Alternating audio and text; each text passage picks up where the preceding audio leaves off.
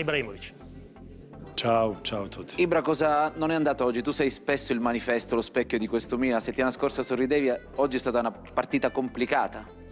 Oggi mancava tante cose, non era la nostra giornata, poi non voglio avere tante scuse dopo una sconfitta, perché tutte le partite devi entrare e devi portare fuori i risultati.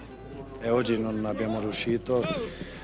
Adesso è importante recuperare e aspettare la prossima partita per ribalzare di questa sconfitta. Dici sempre la verità quando fai le interviste. Ti chiedo, 2 sconfitte nelle ultime 3 partite contro squadre di alto livello ti fanno pensare a un ridimensionamento oppure ci stai in un percorso di crescita? Dopo 38 partite che non perdiamo 1 o 2 partite, poi la squadra secondo me è un po' fragile perché quando mancano qualche giocatore entrano giocatori che non hanno tanto esperienza, che è in crescita, giovane, che non ha tante partite in Serie A, però questo non è anche una scusa. Noi se lavora, se fa sacrificio e poi siamo primi per un motivo. Bisogna Siete continuare ma non mi dà niente.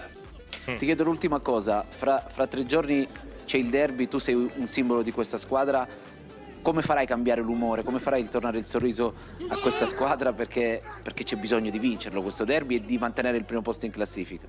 Bisogna ribalzare da questa sconfitta, è più bello in questa situazione che la prossima partita è fra qualche giorno e abbiamo possibilità di fare meglio di oggi, sicuro. Poi contro Inter anche che è una bella partita, poi bisogna recuperare adesso per preparare bene per la prossima partita. Studio. Matteo Marani. Sì, Zlatan, ciao. Ti piacerebbe giocare con un giocatore come Ilicic? Quando lo dai tanto tempo è facile. Quando? Gli dai troppo tempo. Quando lo dai spazio. tanto tempo è facile giocare, invece se lo metti pressing vero è più difficile. Oggi aveva tanto tempo con pallone e ha fatto una grande partita. Secondo me poteva fare anche più gol se non è stato troppo gentile contro di noi. Ma è mancato questo, l'intensità che invece ha messo in campo l'Atalanta? O anche questo oggi? No, ma dico quando gioco è uguale. Se nessuno mi fa pressing, aggressività, ho più tempo di fare le mie cose. Poi, secondo me, c'è rispetto, non riescono a prendere pallone, allora la prossima azione sei più attento. Invece di andare forte e mandarlo un messaggio che la prossima volta che vieni, occhio.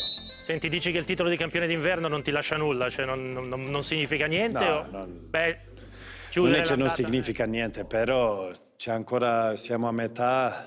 Questo campione d'inverno significa che fino adesso abbiamo fatto bene, ma non è finito ancora. Adesso è il periodo più difficile, con tante partite che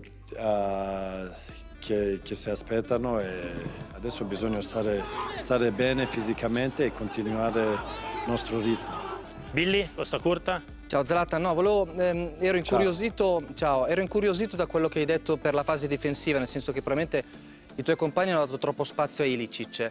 Ma questo secondo te è anche per l'attacco? Cioè ti sentivi solo o secondo te invece lì ti hanno accompagnato bene?